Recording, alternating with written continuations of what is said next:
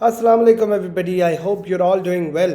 आज का जो हमारा एक लेक्चर है ये बहुत ही ज़रूरी लेक्चर है तमाम सीएसएस एस्पायरेंट्स के लिए। तो मैं चाहूँगा कि आप लोग इसको गौर से सुने और समझें। As a student of economics मैं बहुत ज़्यादा इस बात के ऊपर अपनी throughout my lecture series हमेशा ये फोकस करता रहा हूँ कि इकोनॉमिक्स आपको आसान लफ्ज़ों में तरीके से समझाई जाए ताकि आपको समझ भी आ जाए और आपको इसकी इम्पोर्टेंस पता लगे कि ये एक ऐसी चीज़ है जो आपके मेरे हर एक इंसान की ज़िंदगी को बहुत डायरेक्टली इम्पैक्ट करती है।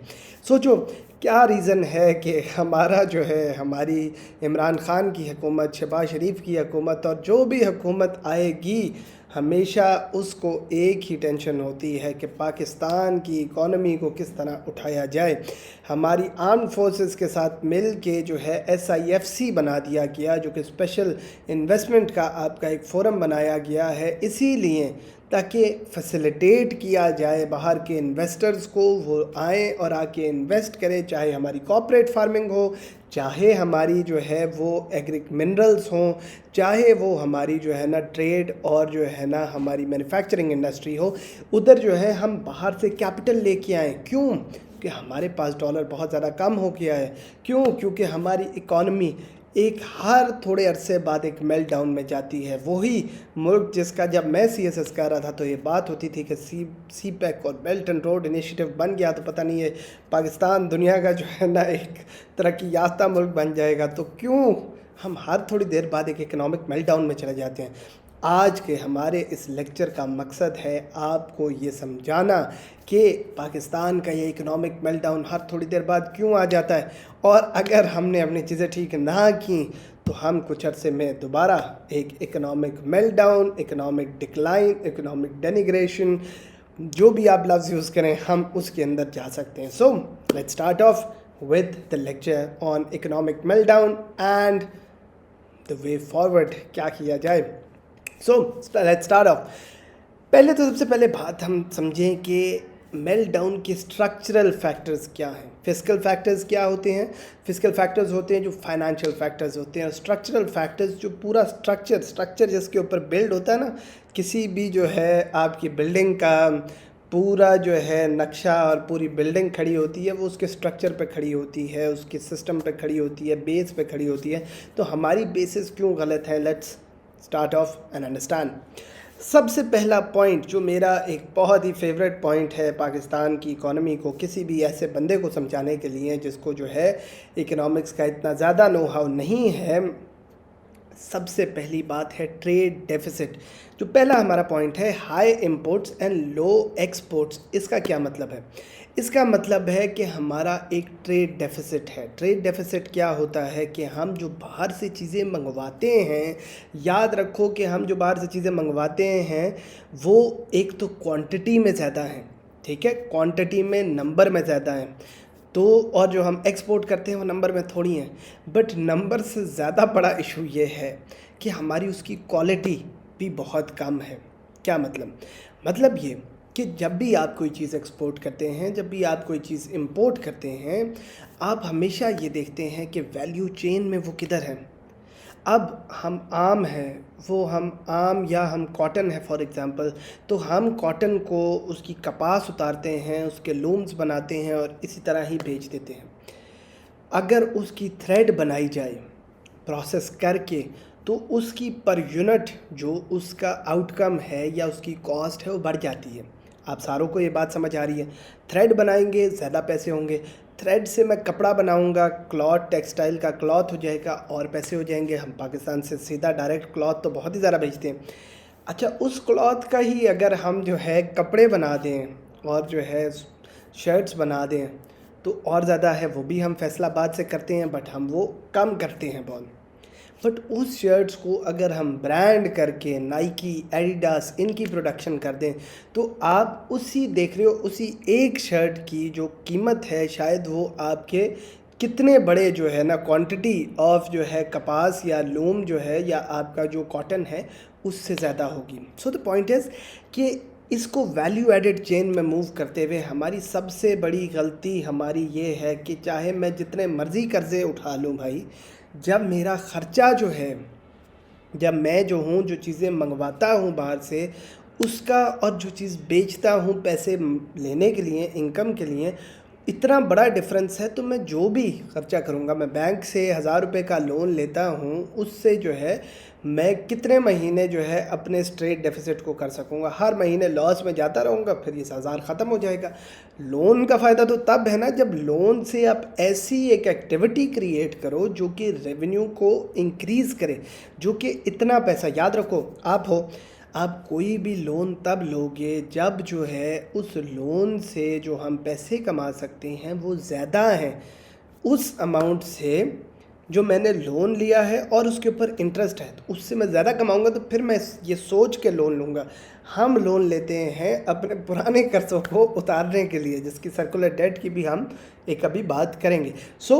अब इसकी वजह से क्या होता है, इसकी वजह से क्या होता है, ये बात होती है कि हम यहाँ से अपनी जो है चीज़ें हाई इंपोर्ट करते हैं, लो एक्सपोर्ट करते हैं। हमारा जो है बिल बहुत ज़्यादा बढ़ जाता है, ख़र्चे हमारे ऊपर बढ़ जाते हैं। हमें जो है ना रुपया भी प्रिंट करना पड़ जाता है। हमें जो है ना अपनी इन्फ्लेशन क्या है, जो हमारी महंगाई है वो बढ़ जाती है। क्यों? क्योंकि बाहर से अब रुपया डिवैल्यू कैसे होता है, ये एक फ़िस्कल बात भी आपसे साथ ही मैं शेयर कर दूं। जहाँ हम ट्रेड डेफिसिट की बात कर रहे हैं, ट्रेड डेफिसिट क्या है, कितना लिया कितना गया, उसका कितना बिल था, इसका कितना बिल था, दोनों को हमने माइनस कर दिया। ठीक है, इन सिंपलर टर्म्स आपने देख लिया, ट्रेड डेफिसिट हो गया। अब हमारा जो है इसी तरह एक फ़िस्कल डेफिसिट भी है। क्या कि हमने लोगों के कर्ज़े देने हैं, जो हमने जो है ना कर्ज़े लिए हुए हैं उन पे कर्ज़ा भी चढ़ रहा है, हमारे कर्ज़ों के ऊपर इंटरेस्ट भी चढ़ रहा है। So the second is the fiscal deficit, कि आपकी अमाउंट ऑफ रेवेन्यू जो आप बनाते हैं और जो आपका एक्सपेंडिचर है, इन दोनों के बीच में आपका जो डिफरेंस है वो आपका फिस्कल डेफिसिट भी आ जाता है। अब इसमें हमारे सेकंड पॉइंट आ जाता है, तो आहिस्ता आहिस्ता करके आपको पूरी पिक्चर क्लियर होगी। सेकंड पॉइंट हमारा इस पे आ जाता है जो लो टैक्स कलेक्शन का है। अब हमने फिस्कल डेफिसिट की बात कर ली, अब हमने कहा यार फिस्कल डेफिसिट है तो एक साइड के ऊपर है कि हमारी आमदन कितनी है, दूसरी साइड पे है हमारे एक्सपेंडिचर्स कितने हैं। तो हमारी आमदन जो है उसका एक जो मेजर ज़रिया है, चलो एक्सपोर्ट्स तो हमने कह दिया ज़रिया है, समझ भी लिया कि एक्सपोर्ट तो हमारे पास तो ऐसी कोई चीज़ ही नहीं है, हम कितनी कोई चीज़ें बेच देंगे।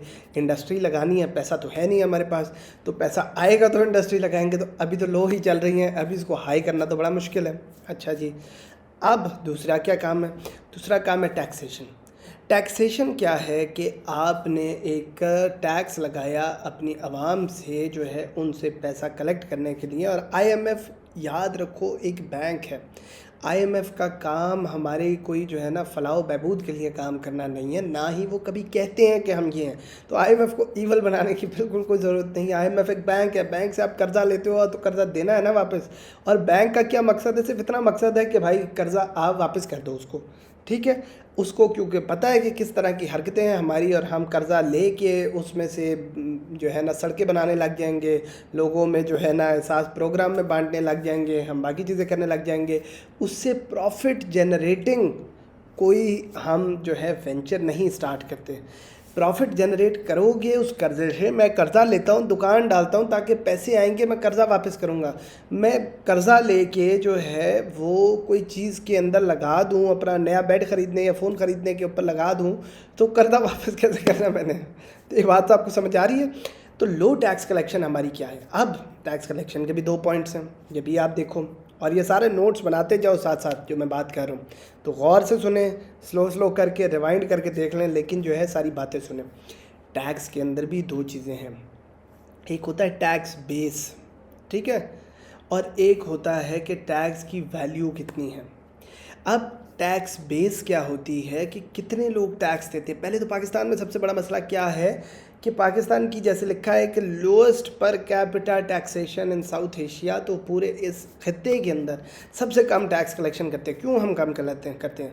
क्योंकि जो है हमारी मेजर इकॉनमी जो है वो कैश बेस्ड इकॉनमी, कार्ड की इकॉनमी नहीं है। हमारी मेजर इकॉनमी डॉक्यूमेंटेड ही नहीं है। कौन कितना कमा रहा है हमें कोई अंदाज़ा नहीं है।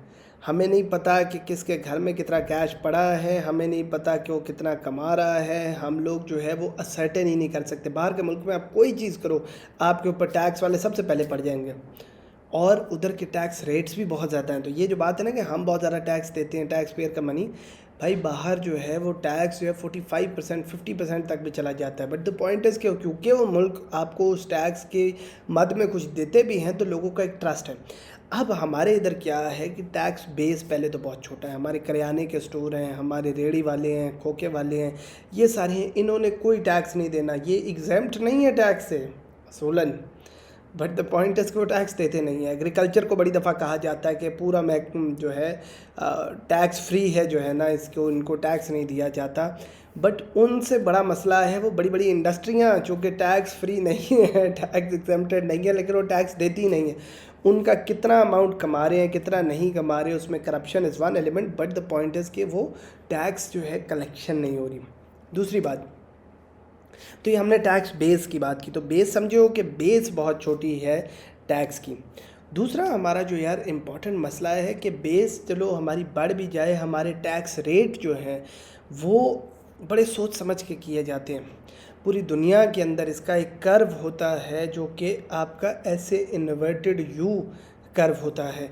वो कर्व क्या करता है, वो ये बताता है कि अगर टैक्स जो है वो आप शुरू में बढ़ाते हैं तो पैसा ज़्यादा आना शुरू होता है, फिर एट सम स्टेज आप बहुत ज़्यादा टैक्स कर देते हैं तो इकॉनमी श्रिंक कर जाती है, और जो है आपकी टैक्स जो है ना कलेक्शन कम हो जाती है। तो ये बात आप समझना।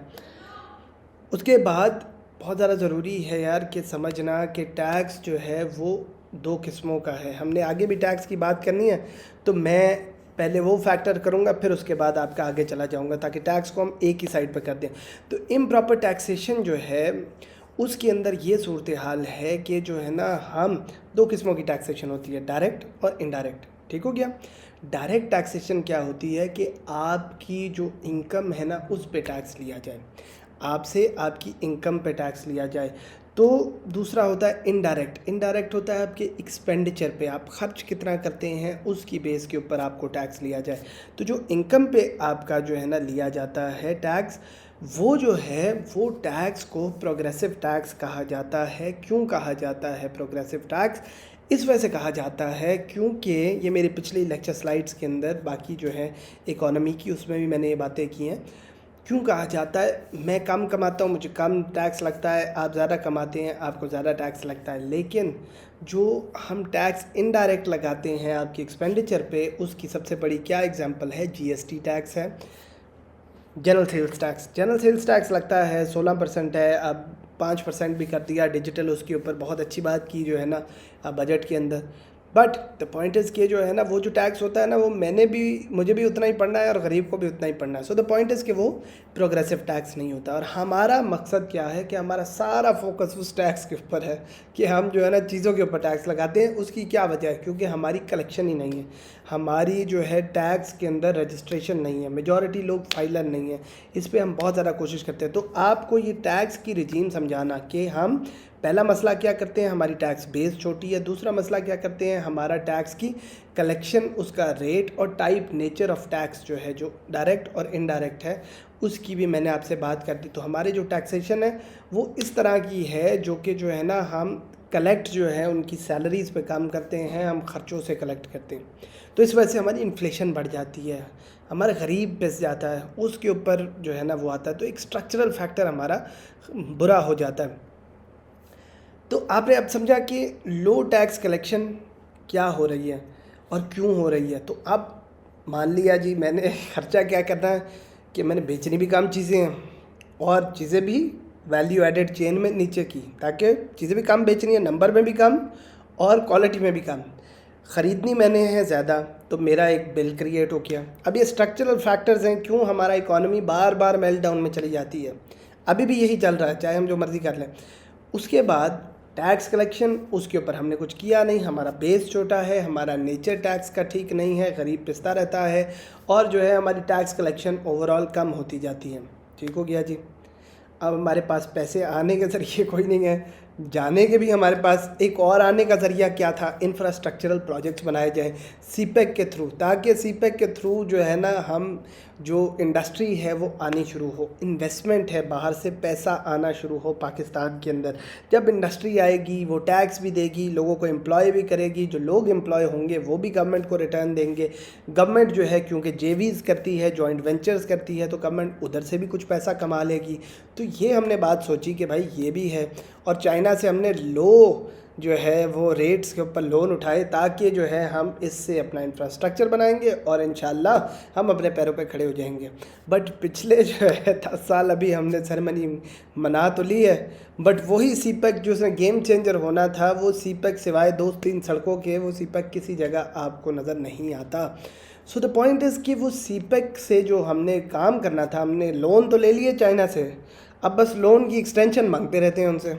क्योंकि लोन का फ़ायदा, याद रखो, ज़िंदगी में भी लोन का फ़ायदा सिर्फ तब है जब आपके पास एक प्लान है आगे कि अब इसको पे कैसे करना है मैंने। ठीक हो गया? तो ये सूरत हाल है कि अब हमने वो इंफ्रास्ट्रक्चर प्रोजेक्ट्स जो है ना वो भी उस तरह से हमारे बने नहीं, ख़र्चे हमारे पूरे हो गए, एस्केलेशन चार्जेस बढ़ गए, डेमो में बढ़ गए, ख़र्चे हमने और ज़्यादा कर दिए। So the point is income हमारी कम है, इनकम हमारी ना एक्सपोर्ट से है ना टैक्स से है, ख़र्चा हमारा इंपोर्ट से भी है, ख़र्चा हमारा ये इंफ्रास्ट्रक्चर प्रोजेक्ट से भी है, और तीसरा ये है कि हम सब्सिडियाँ देते रहते हैं यार। हम जो है, आप मेट्रो है उस पर आप लॉस पे चल रहे हो क्योंकि आप सब्सिडीज़ के ऊपर चली जा रहे हो, टिकट्स जो हैं वो कंपेटिटिव नहीं रखे। एक ऐसा मुल्क जो सब्सिडी पे नहीं चल सकता, चाहे बात मान गए कि गुर्बत है इस मुल्क के अंदर, बट द पॉइंट इज़ कि इस मुल्क ने किसी तरह तो अपने पैर पर खड़ा होना।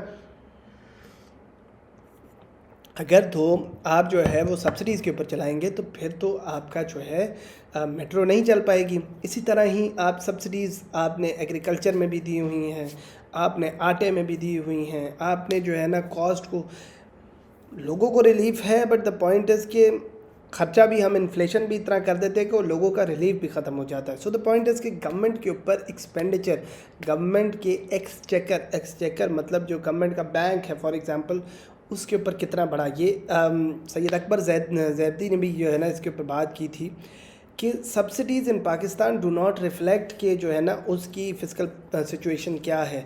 सब्सिडी वो देता है जिसके पास पैसे होते हैं, तो यहाँ हमारे पास पैसे ही नहीं है तो हमारी फ़िस्कल सिचुएशन तो नहीं कर रहा। तो मैंने जैसे आपको बताया कि लो क्वालिटी इंपोर्ट्स एक्सपोर्ट्स और हाई क्वालिटी एक्सपेंसिव इंपोर्ट्स, जिसके अंदर तेल एक बहुत बड़ा मसला है। तो अभी हम सर्कुलर डेट की जब बात करेंगे तो मैं आपको तेल का भी समझाऊंगा। तो पाकिस्तान जो है वो क्लोथिंग इंपोर्ट करता है, जो एक्सपोर्ट करता है, और हाई क्वालिटी आईफोन्स जो है ना वो वहाँ से मंगवा लेता है, गाड़ियाँ मंगवा लेता है, तेल मंगवा लेता है। तो बात ये जो है एक बहुत बड़ा मसला है। उसके बाद हमारा जो है ना सर्कुलर डेट जो है, सर्कुलर डेट भी मैं आपको समझाऊँ, इसको गर्दिशी कर्जा कहते हैं। बहुत बड़ा हमारा एक मसला है। क्या मसला है भाई? मसला हमारा ये है कि फॉर एग्ज़ाम्पल आपने तेल लिया, आपने बिजली तो बनानी है, अब आप क्या करोगे? फर्नेस ऑयल पाकिस्तान का एक मेजर ख़र्चा है जो कि दुनिया में कोई जो है ना अब नहीं बनाता उससे बिजली, एक्सेप्ट के जिनके पास बहुत ज़्यादा सप्लाई में हो। लो जी, फर्नेस ऑयल मंगवा लिया, ऑयल के कंटेनर जो है ना वो खड़े हुए हैं, हमारे जो है शिप खड़ी हुई है कराची के अंदर। अब जो है वो वहाँ से उठाएगी PSO, पाकिस्तान स्टेट ऑयल है, उसने जो है वहाँ से परचेज़ किया, पैसे तो दे दिए क्योंकि कतर तो देगा पैसे जो है ना, चलो डिफ़र्ड पेमेंट्स भी हम कर लेते हैं, बट ले लिए, पैसे दे दिए। अब जो है हमने PSO ने उठा लिए, PSO ने उठाया, PSO ने आगे जो है वो अपना पाइपलाइंस के थ्रू या अपने टैंकर्स के थ्रू वो दे दिया IPPs को, जो कि इंडिपेंडेंट पावर प्रोड्यूसर्स हैं, या फिर जो हमारे बड़े बड़े प्लांट्स हैं जो गवर्नमेंट के हैं, उसको दे दिया। उसने जो है फर्नेस ऑयल को इस्तेमाल किया, उसने जो है बिजली प्रोड्यूस की, बिजली दे दी वापडा को। वापडा के मेन ट्रांसमिशन सेंटर्स के अंदर बिजली प्रोवाइड हो गई, वापडा के पास आ गई बिजली। वापडा की बिजली से अगर फिर उसके बाद अगला क्या किया, वापडा की बिजली के बाद हमने जो है उसको, वापडा की बिजली के बाद हमने उसको जो है आगे दे दिया जो हमारे ट्रांसमिशन के जो इंडिपेंडेंट वो हैं सेंटर्स, जैसे जो हमारी ट्रांसमिशन डिस्ट्रीब्यूशन कंपनीज़ हैं। ठीक हो गया? हमने उनके थ्रू डिस्ट्रीब्यूशन करवा दी, आइस्को लेस्को ये वो जो है उनके थ्रू जो है बिजली लोगों के घरों तक पहुंच गई।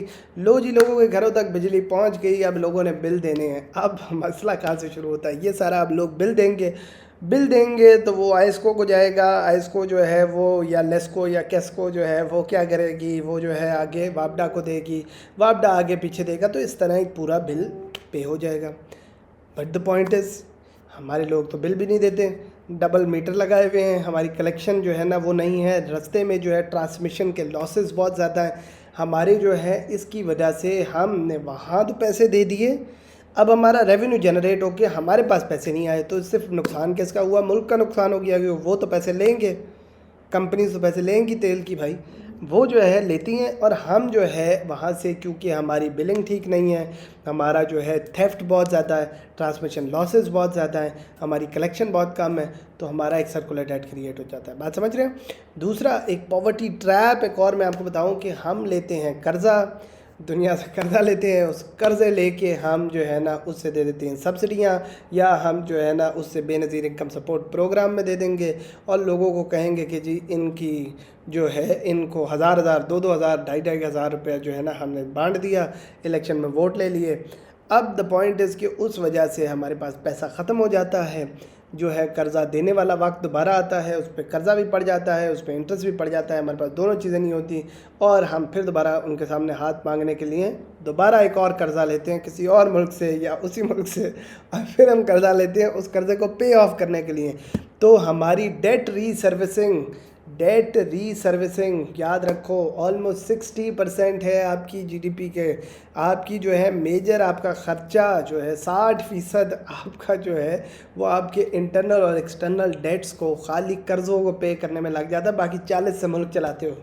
तो भाई मसला तो स्ट्रक्चरल है ना। तो ये हम जितने मर्ज़ी कर्ज़े ले लें, ये कर्ज़ा आखिरी नहीं है, जब तक ये चीज़ें रहेंगी तो दोबारा मेल्ट डाउन आ जाएगा। ठीक हो गया। अब इम्प्रॉपर टैक्सेशन की जो मैंने आपको उस टाइम भी बात कर रहा था, इसके अंदर एग्रीकल्चरल की मैंने आपको बताया कि एग्रीकल्चर एक पूरा सेक्टर टैक्स फ्री है हमारा, बट एग्रीकल्चर से ज़्यादा वो बड़ी बड़ी जो है वो हमारी इंडस्ट्रियां हैं जो कि जो है एग्जाम नहीं है, लेकिन वो देती कुछ नहीं है। उसके साथ हमारा जो है सेकेंडरी इंडस्ट्री है हमारी, जैसे मैंने आपको बताया कि मैन्युफैक्चरिंग वाले हैं उनके ऊपर नहीं है। आपकी वाटर की जो स्कारसिटी है, हमने पानी पे कोई जो है ना टैक्स नहीं लगाया। टैक्स का एक और भी मकसद होता है, वो मकसद ये होता है कि लोगों की स्पेंडिंग की जो तरीक़ाकार है ना, अगर मैं यही पानी है ना, पानी का ख़र्चा ज़रा कर दूंगा तो हर घर कहेगा यार पानी कम चलाया कर, पानी जो है ना तो ज़ाया करता है, बड़ा बिल आता है। तो द पॉइंट है कि हम क्योंकि नहीं करते, और इलेक्ट्रिसिटी को हमने इतना हाईली टैक्स किया हुआ है कि जो है ना वो बिजली आती भी नहीं है, लेकिन फिर भी जो है ना हम इसी मसले के अंदर बैठे होते हैं। सो इसकी वजह से हमारी इंडस्ट्रीज़ को एक बहुत बड़ा मसला हो जाता है। उसके बाद हमारा एक और स्ट्रक्चरल इशू ये है कि हमारी बजट की जो एलोकेशन है ह्यूमन डेवलपमेंट के अंदर, किसी भी मुल्क को अपने पैर पे खड़ा करना है तो उसको एजुकेशन देनी पड़ेगी, उसको जो है आपको जो है हेल्थ और एजुकेशन देनी पड़ेगी। और हमारा जो इतना मीगर 2.5% मेयरली जो है ना हम अपने एक्सपेंडिचर का जो है एजुकेशन के ऊपर लगाते हैं, कैसे मुल्क के लिए जिसके अंदर यूथ की पॉपुलेशन इतनी बड़ी है कि अगर एजुकेशन उसको ना दी तो यही यूथ, याद रखो ये बात आप अपने CSS के एग्ज़ाम में डालें कि the same youth that is an asset for the country would become a burden for the same जो है ना नेशन। तो द पॉइंट इज़ कि जो है ना ये तो हमारे लिए बर्डन बनता जाएगा, इनको नहीं पढ़ाएंगे तो भाई ये कल को जो है ना चोर डाकू बन जाएंगे, उन्हें कहीं ना कहीं तो जाना है, या मुल्क से बाहर जाते हैं फिर मसला हो जाता है। सो द पॉइंट इज़ कि वो जो लोग भागते हैं ना उस शिप के अंदर बैठ के, और अभी शिप डूबी है, तो याद रखो कि इस मुल्क के अंदर जो है ना उससे डरा कोई नहीं है, खुदा न खास्ता। लोग अभी भी गुर्बत इतनी है कि कहते हैं कि यार कोई मसला नहीं, अगर ज़रा सा भी चांस है पहुंचने का तो निकल जाओ। द रीज़न इज़ ना एजुकेशन है, ना जॉब्स है, ना एम्प्लॉयमेंट है। सो इसके ऊपर हमारी बजटरी एलोकेशन बहुत कम है। हम अजीब से इनिशिएटिव्स के ऊपर इतना पैसा लगा देते हैं, बट जो ये मेन काम है अभी तक एजुकेशन मिनिस्ट्री एक जो है ना सेकेंडरी मिनिस्ट्री समझी जाती है, कोई नहीं लेना चाहता उसको। तो द रीज़न इज़ क्योंकि हमने उसके ऊपर फोकस ही नहीं करना। इन्वेस्टमेंट साइकोलॉजी जो है वो पाकिस्तान की, वो भी स्पेकुलेशन के ऊपर है। हम लोग अब ये एक बहुत बड़ा मसला मैं आपको बताना चाह रहा हूँ, ठीक है। एजुकेशन जो आपका जो इन्वेस्टमेंट है वो आपकी प्लॉटों के ऊपर है, वो आपकी लैंड के ऊपर है। आपका एग्रीकल्चरल लैंड ख़त्म हो रहा है, हर बंदा जो है ना लैंड के अंदर जो है ना हर बंदा प्रॉपर्टी डीलर है, उसी में पैसे लगाता है। ये आपको इकोनॉमी की तरफ से बता रहा हूँ, ये एक बहुत इंपॉर्टेंट पॉइंट है। इसकी वजह से आपकी इकोनॉमी में कुछ ऐड नहीं हो रहा। मकसद जो है इन्वेस्टमेंट का क्या है, मकसद ये है कि मैं इन्वेस्ट करूँगा, 4 बंदे एम्प्लॉय करूँगा, कोई चीज़ बनाऊँगा, बाहर बेचूँगा, उससे पैसे आएंगे, सारे प्रोसेस को टैक्स होगा, लोग भी टैक्स होंगे जो उसमें काम कर रहे हैं, वो मेरी इन्वेस्टमेंट भी टैक्स होगी, वो जो है जो मैं चीज़ बना रहा हूँ वो भी होगा, और किसी की ज़िंदगी में कुछ कंट्रीब्यूट कर रहा हूँ, इस मुल्क में कुछ बना रहा हूँ, घरों को जो है रोज़गार दे रहा हूँ। मैं बैठा हूँ, मैं अपने पैसे कहीं फंसाने हैं, मैं 2 फाइलें पकड़ूंगा, फाइलें पकड़ के जैसे फाइल ऊपर गई, फाइल जो है ना ठा करके बेची जो है ना, और जो है ना पैसे निकाल लिए। किसका फ़ायदा हुआ? हमने टैक्स तो लगा दिया उसके ऊपर, बट द पॉइंट इज़ कि जो है ना इस इकॉनमी का फ़ायदा नहीं हो रहा। So that is a major issue. एक ये इशू तो है ही है हमारा कि इकॉनमी का पैसा सारा जो है ब्लैक मनी भी जो है उसके अंदर जा रही है, but on the other hand एक बहुत बड़ा इशू ये है कि आपका जो आपका एग्रीकल्चरल लैंड है, आपका यूज़फुल लैंड है, वो सब जो है प्लॉटिंग हो के जो है ना जा रहा है, और लैंड बन रहे हैं और सोसाइटियाँ बन रही हैं धड़ाधड़ जो है ना। इतना तो बंदा नहीं है जितनी सोसाइटियाँ हैं यार। तो द पॉइंट इज़ कि ये आप बना रहे हैं, और जो है उसकी वजह से आप जो है वो एग्रीकल्चर के अंदर भी सक्सीड नहीं कर पाते। That was the first part of the lecture, क्योंकि इसमें काफ़ी कुछ है समझने वाला और सिखाने वाला। तो इस पे मैं रुकता हूँ, और हम पार्ट 2 के अंदर आएंगे economic meltdown and way out की, जिसमें हम बात करेंगे अगले कुछ फैक्टर्स की और सिमिलरली वे आउट की। Thank you and see you soon. Thank you.